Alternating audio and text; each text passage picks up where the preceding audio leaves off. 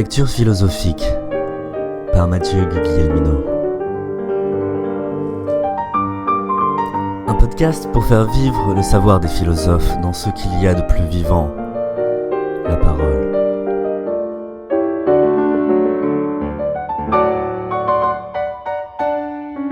Cette semaine, une lecture de Friedrich Nietzsche. Ainsi parlait Zarathustra.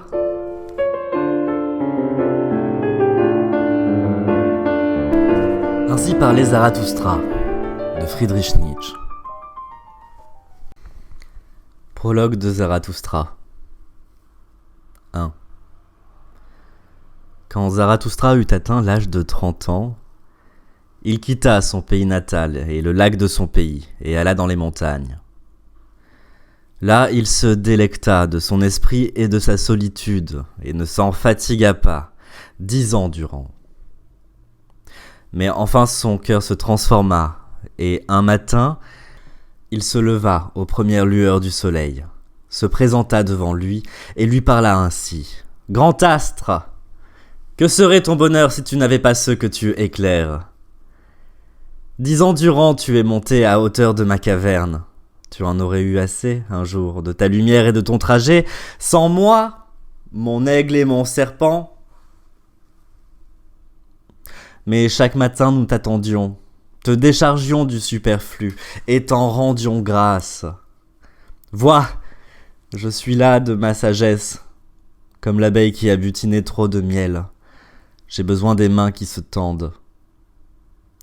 J'aimerais prodiguer et distribuer jusqu'à ce que les sages parmi les hommes, à nouveau, se réjouissent de leur folie et que les pauvres soient heureux de leur richesse.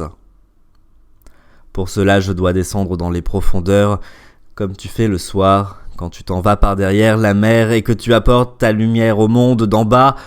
Ô toi, astre, riche à profusion. Tout comme toi, je dois décliner, comme disent les hommes, ceux vers qui je veux descendre.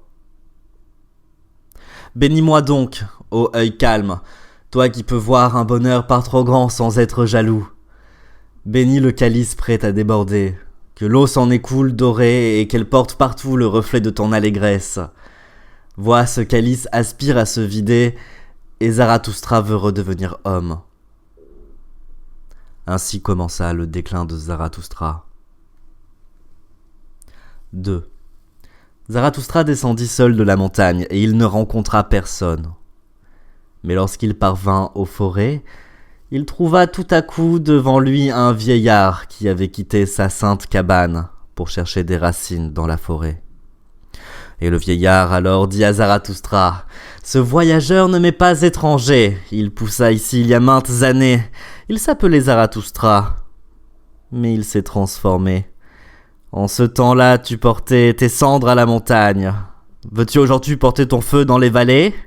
Ne crains-tu pas les peines promises aux incendiaires ? Oui, je reconnais Zarathustra. Pur est son œil, et sa bouche n'est pas marquée par le dégoût. Ne marche-t-il pas comme un danseur ? Zarathustra est transformé. Zarathustra est devenu enfant. Zarathustra est un homme éveillé. Or, que veux-tu auprès de ceux qui dorment ? Tu vécus dans la solitude, comme dans la mer, et la mer te porta. Malheur, veux-tu accoster ? Malheur, tu veux à nouveau toi-même traîner ton propre corps ? Zarathustra répondit. J'aime les hommes. Pourquoi donc, dit le saint, suis-je parti dans la forêt et la solitude ? N'était-ce pas parce que j'aimais par trop les hommes ? Maintenant j'aime Dieu. Les hommes, je ne les aime pas. L'homme pour moi est une chose par trop imparfaite. L'amour pour l'homme me tuerait. Zarathustra répondit : « Qu'ai-je parlé d'amour ?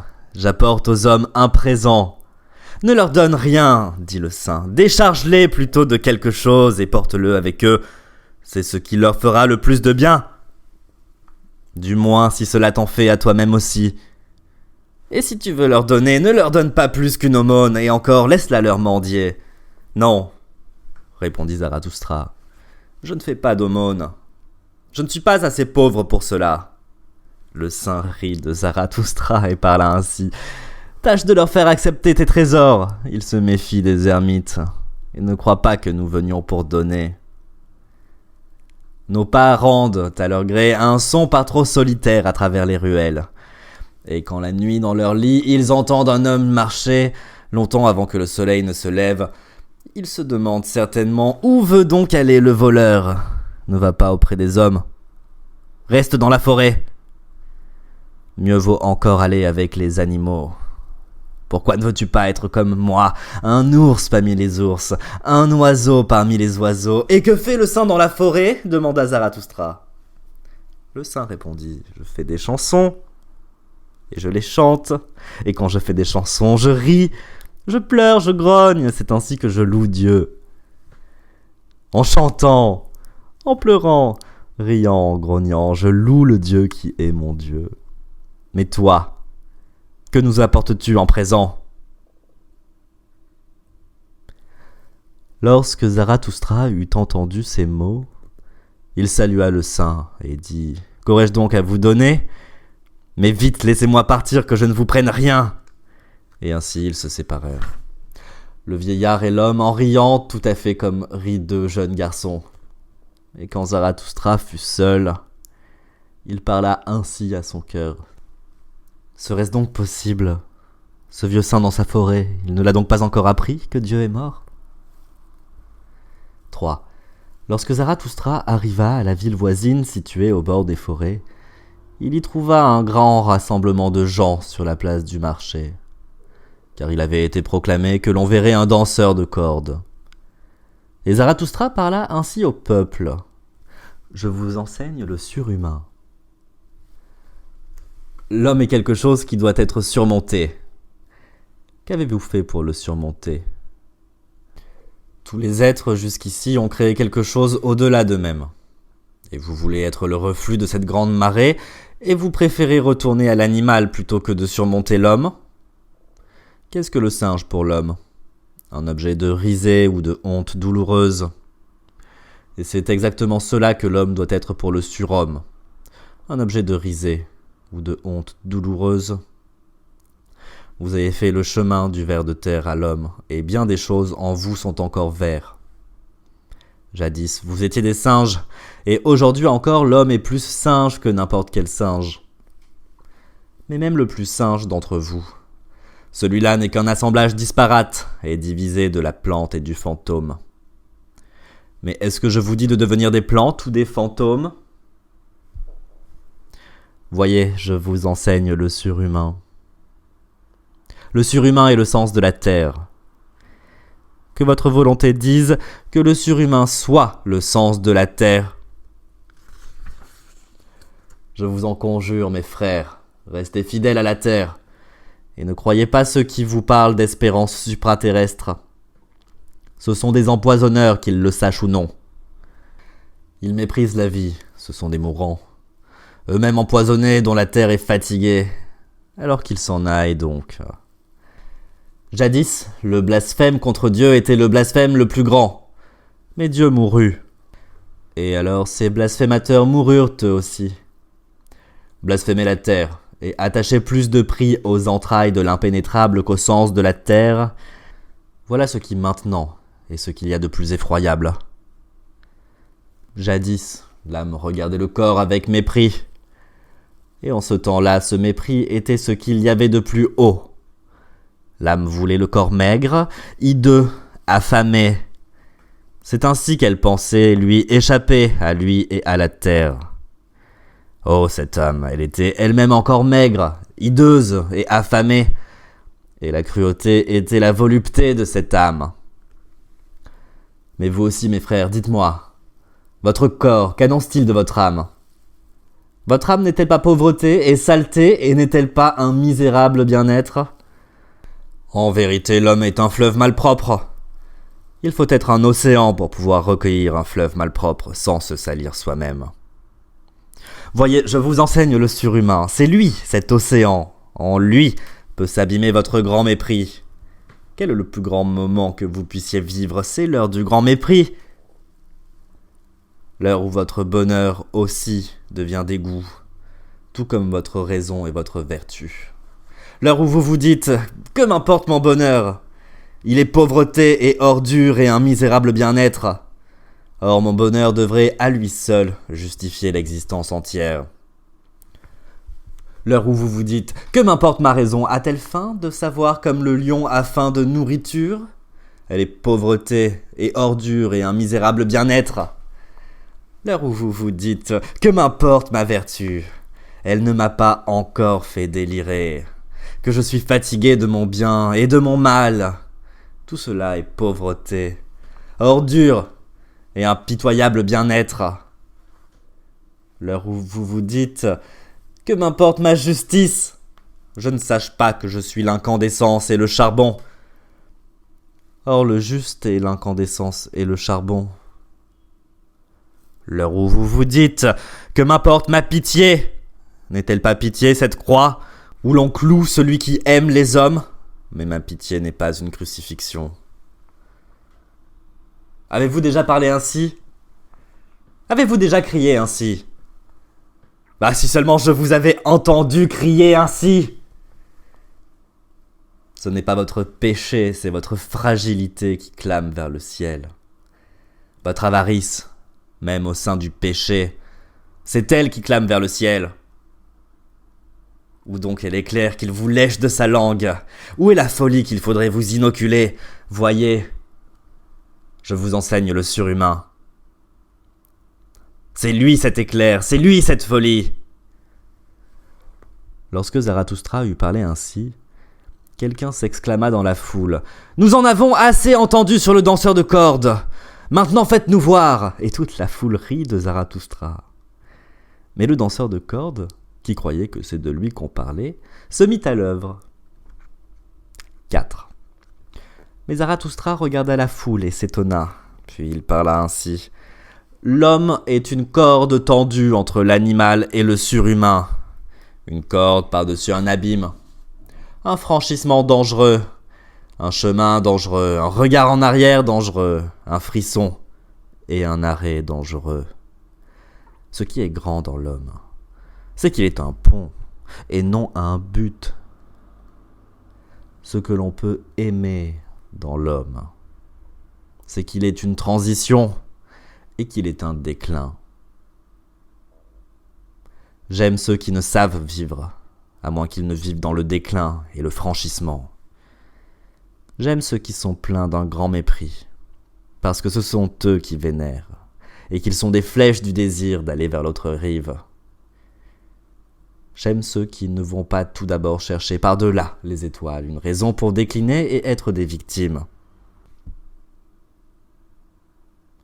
Mais ceux qui se sacrifient à la terre, afin que la terre soit un jour celle du surhumain. J'aime celui qui vit afin de connaître, et celui qui veut connaître afin qu'un jour vive le surhumain. Ainsi il veut son déclin.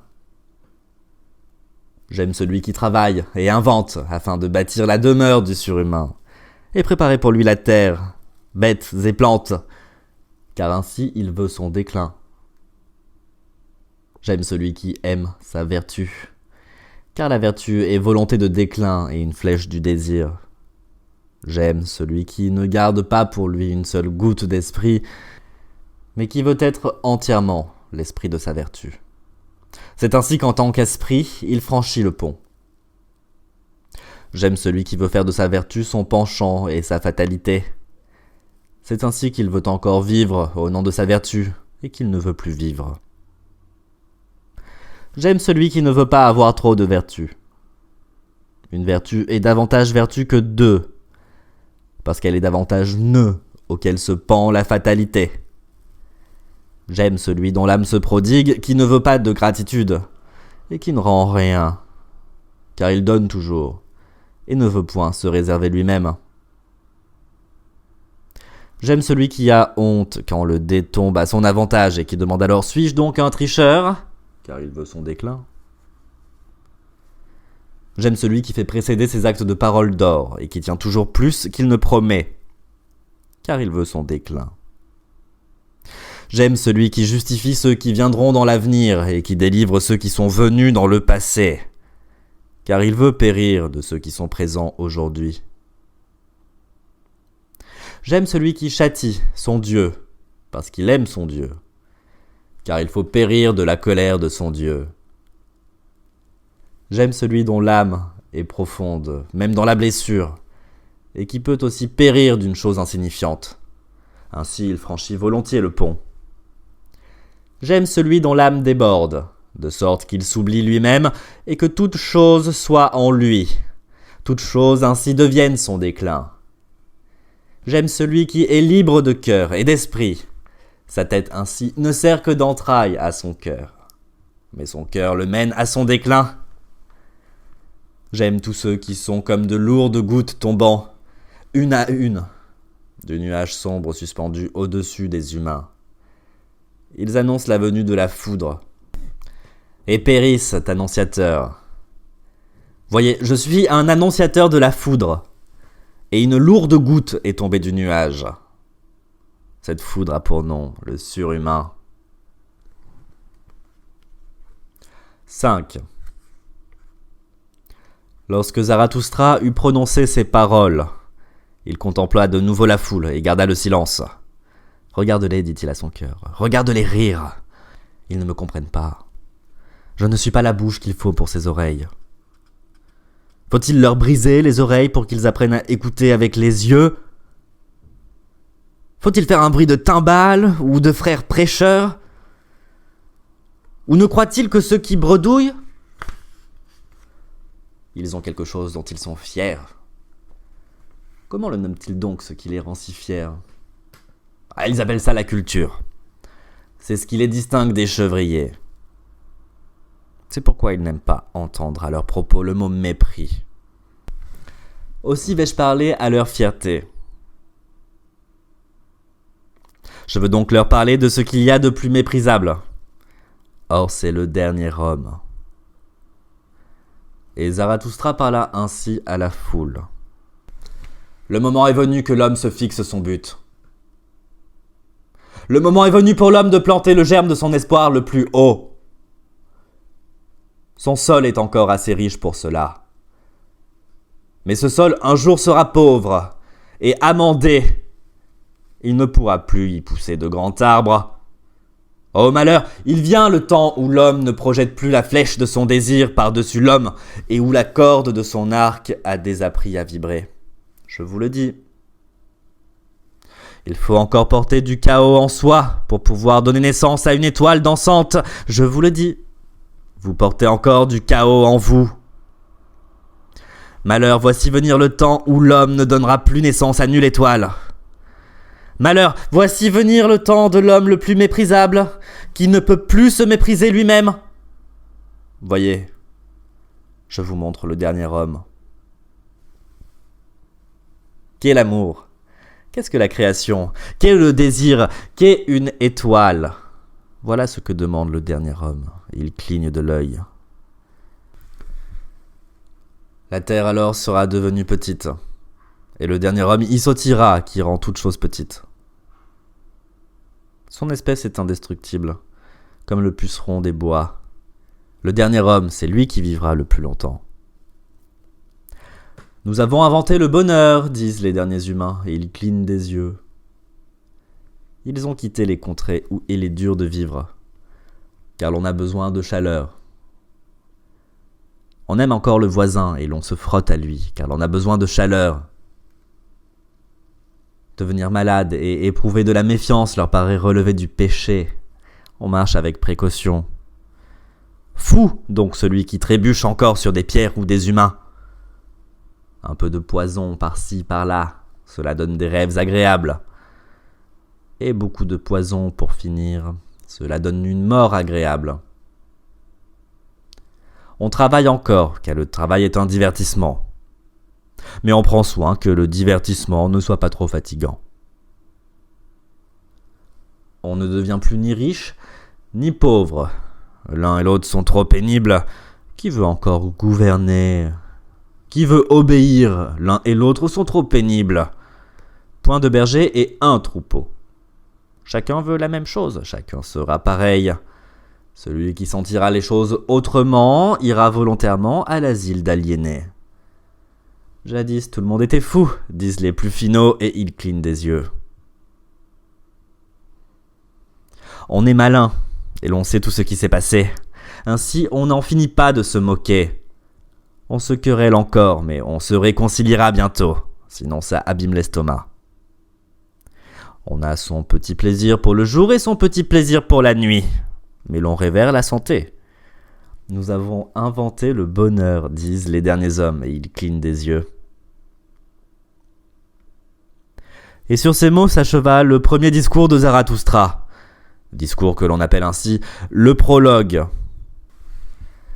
Car à cet endroit, les cris et la joie de la foule interrompirent Zarathustra. « Donne-nous ce dernier homme, ô Zarathustra !» s'écrièrent-elles. « Fais-nous devenir ce dernier homme, et nous te faisons grâce du surhomme !» Et toute la foule jubilait et claquait de la langue. Mais Zarathustra devint triste, et il dit à son cœur: « Ils ne me comprennent pas.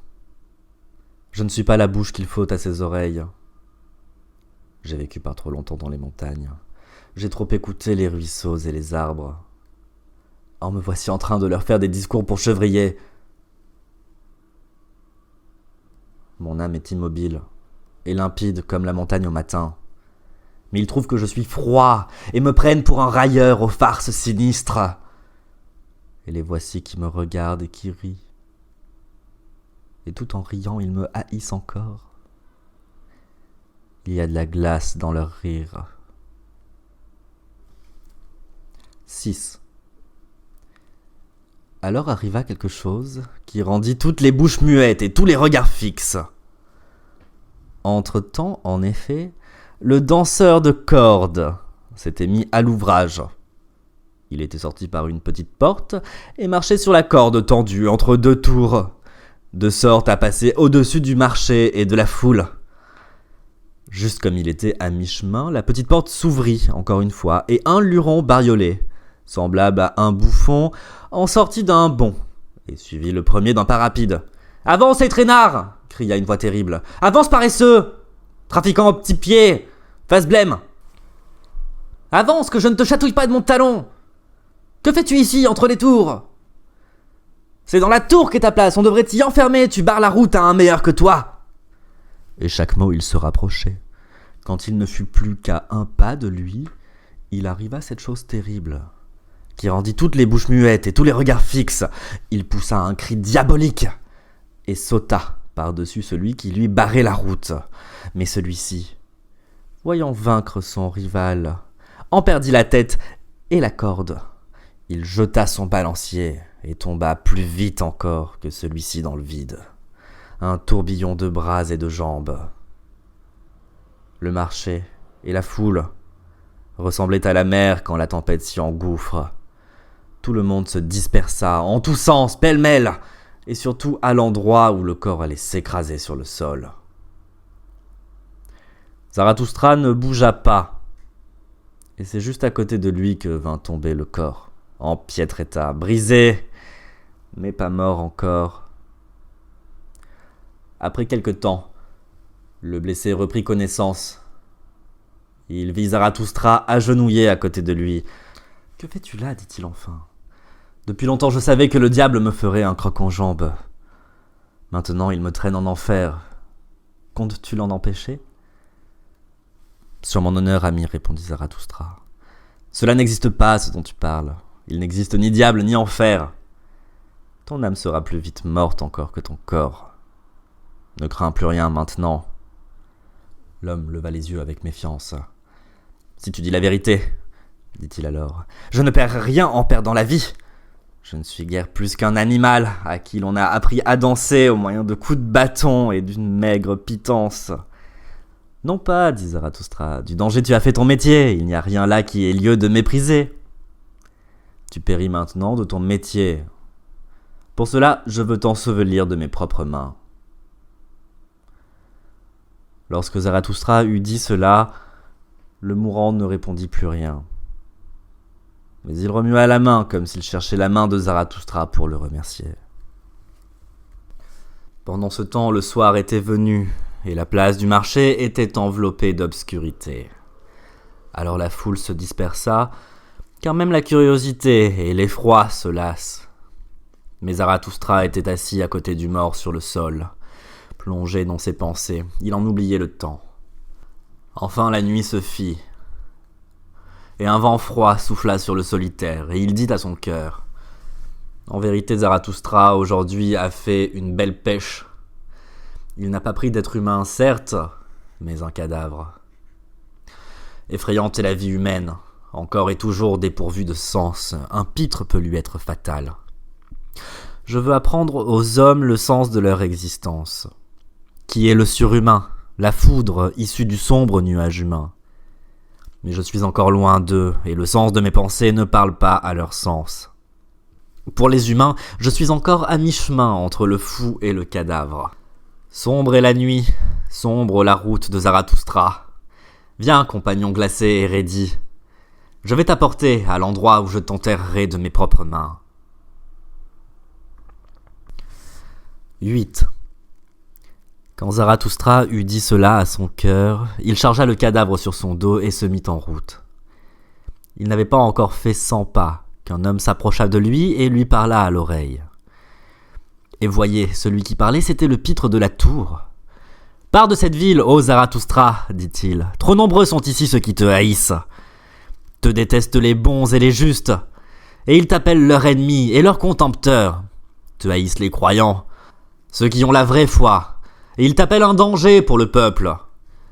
Ta chance, ce fut qu'on se rit de toi. Et c'est vrai, tu parles comme un pitre. Ta chance, ce fut de t'être associé à ce chien mort, de t'être ainsi abaissé t'a sauvé pour aujourd'hui. Mais pars de cette ville, ou sinon demain, d'un bond, je sauterai par-dessus toi, un vivant par-dessus un mort. » Et quand il eut dit cela, l'homme disparut. Mais Zarathustra continua son chemin par les ruelles sombres. À la porte de la ville, il rencontra les fossoyeurs. Ils lui éclairèrent le visage de leurs torches, reconnurent Zarathustra et se moquèrent beaucoup de lui. « Zarathustra emporte le chien mort, c'est bien ça, Zarathustra, de faire le fossoyeur, car nos mains sont trop propres pour une telle pâture. Zarathustra veut sûrement voler son gibier au diable, eh bien bon courage, bien bonne chance pour ce repas. Pourvu que le diable ne soit pas meilleur voleur que Zarathustra, il les déroberait et les dévorerait tous deux. » Ils riaient de concert, rapprochant leurs têtes. Zarathustra ne dit pas un mot et passa son chemin. Quand il eut marché 2 heures, longeant forêts et marécages, il avait trop entendu les hurlements des loups affamés, et il avait faim lui-même. Aussi s'arrêta-t-il près d'une maison isolée, où une lumière brûlait. « La faim m'assaille, » dit Zarathustra comme un brigand. « Au milieu des forêts et des marécages, ma faim m'assaille, et en pleine nuit. Ma faim a d'étranges lubies. Souvent ce n'est qu'après le repas qu'elle me vient. Aujourd'hui, de toute la journée, elle n'est pas venue. Où se tenait-elle donc ?» Et sur ces mots, Zarathustra frappa à la porte de la maison. Un vieil homme parut, il portait la lumière. « Qui vient vers moi et vers mon mauvais sommeil ?»« Un vivant et un mort, » dit Zarathustra. « Donnez-moi à manger et à boire. J'ai oublié de le faire de la journée. Celui qui nourrit l'affamé rassasie sa propre âme. Ainsi parle la sagesse. » Le vieux s'en fut, mais revint tout de suite, et offrit à Zarathustra du pain et du vin. « C'est une méchante contrée pour ceux qui ont faim, dit-il. C'est pourquoi j'habite ici. Animaux et gens viennent à moi, l'ermite. Mais dis aussi à ton compagnon de manger et de boire, il est plus fatigué que toi. » Zarathustra répondit : « Mon compagnon est mort. Il me sera malaisé de l'en convaincre. »« Cela ne me regarde pas, » dit le vieillard avec mauvaise humeur. « Qui frappe à ma porte doit prendre ce que je lui offre. Mangez et portez-vous bien. » Là-dessus, Zarathustra marcha 2 heures encore, se fiant au chemin et à la lumière des étoiles, car il était habitué à marcher de nuit, et il aimait regarder en plein visage tout ce qui dort. Quand l'aube se mit à poindre, Zarathustra se trouva au cœur d'une profonde forêt, et plus aucun chemin ne s'offrait à ses yeux. Alors, il déposa le mort dans un arbre creux au-dessus de lui, car il voulait le protéger des loups, et lui-même s'étendit à même le sol, sur la mousse. et il s'endormit aussitôt, le corps fatigué, mais l'âme en paix. 9. Zarathustra dormit longtemps, et non seulement l'aurore passa sur son visage, mais aussi la matinée. Mais enfin ses yeux s'ouvrirent. Étonné, Zarathustra regarda la forêt et le silence. Étonné, Zarathustra regarda en lui-même. Puis il se leva vite. Comme un marin qui tout à coup voit la terre ferme, il exulta car il voyait une vérité nouvelle. Et il s'adressa alors en ces termes à son cœur. « La lumière s'est faite en moi. C'est de compagnons dont j'ai besoin, et de compagnons vivants, non pas de morts et de cadavres que j'emporte où je veux. C'est des compagnons vivants qu'il faut qu'ils me suivent, parce qu'ils veulent se suivre eux-mêmes, pour aller là où je veux. La lumière s'est faite en moi. Ce n'est pas à la foule que Zarathustra doit parler, mais à des compagnons. Zarathustra ne doit pas devenir le berger et le chien d'un troupeau. En détourner beaucoup du troupeau, c'est à cette fin que je suis venu. Que la foule et le troupeau soient en colère contre moi. Ce que veut Zarathustra, c'est que les bergers l'appellent brigand.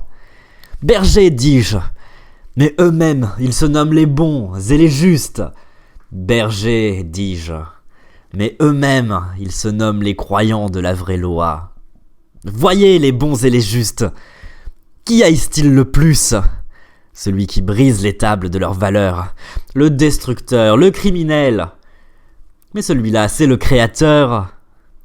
Des compagnons, voilà ce que cherche le créateur. Et non pas des cadavres, et non pas des troupeaux et des croyants. Ceux qui créent avec lui, c'est eux que le créateur cherche. Ceux qui inscrivent des valeurs neuves, sur des tables neuves. Des compagnons, voilà ce que cherche le créateur. Qui puissent moissonner avec lui. Car chez lui, tout est prêt pour la récolte. Mais ce sont les sans faucilles qui lui manquent. Aussi doit-il arracher les épis à poignée, et il s'en irrite. Des compagnons. Voilà ce que cherche le Créateur. Et de ceux qui savent affûter leurs faucilles. On les appellera destructeurs et détracteurs du bien et du mal. Mais ce sont eux, les moissonneurs. Ce sont eux qui célèbrent les fêtes. Des compagnons.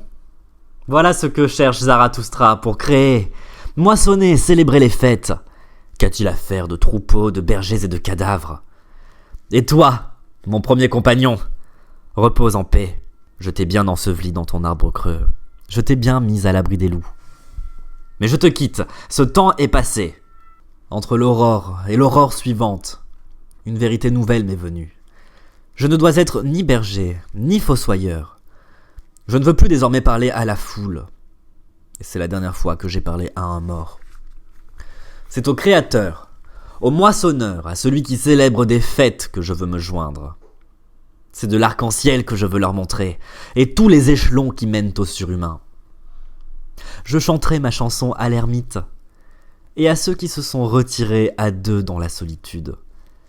Et celui qui a encore des oreilles pour entendre des choses inouïes, à celui-là je remplirai le cœur du poids de mon bonheur.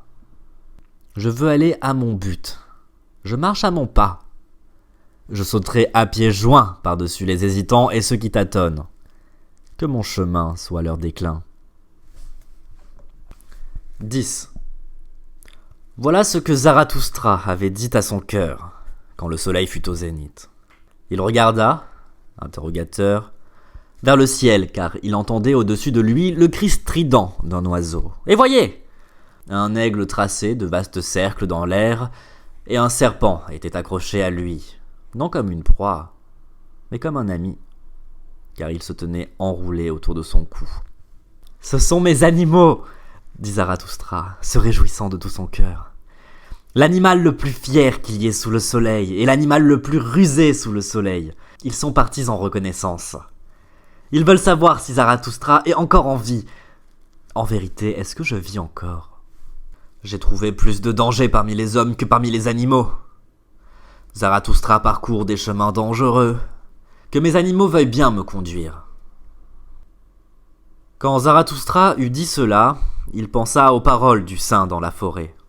Il soupira et parla ainsi à son cœur. « Si je pouvais être plus malin, si je pouvais être malin par nature à l'égal de mon serpent. Mais c'est l'impossible que je demande là. Aussi demandai-je à ma fierté. de toujours aller de pair avec mon discernement. Et si un jour mon discernement me quitte, il aime à s'envoler, qu'alors ma fierté puisse encore voler de compagnie avec ma folie. Ainsi commença le déclin de Zarathustra.